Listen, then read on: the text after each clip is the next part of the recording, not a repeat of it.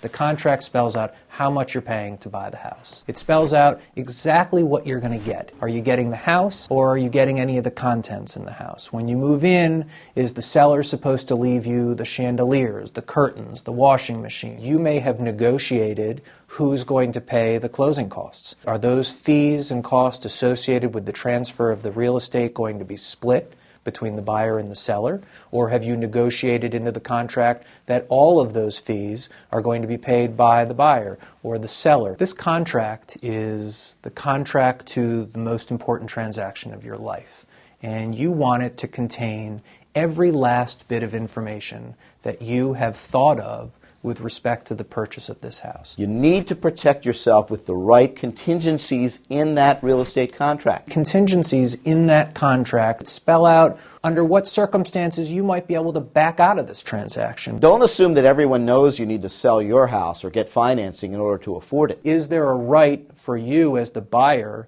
to void that contract during a certain amount of time if you fail to secure the financing to purchase that house? There's a financing contingency which says if I can't get appropriate financing at a reasonable cost to buy the house, then I don't have to buy it. Because if I don't get that financing, I may not be able to afford this house. You need to provide yourself with some safety valves, some out provisions, so that if everything falls through, if that mortgage you thought you could get, well, you were turned down and it's quite a surprise, that it's not a surprise you can't live with by backing out of the deal. Is there a time frame during which you can hire an inspector to go and look at the house and inspect the roof and the plumbing and the heating and ventilation, air conditioning, the floor, the entire house, and tell you all those things that may be of concern? And the contract is going to say, do you have the right to terminate the contract based on the results of that inspection?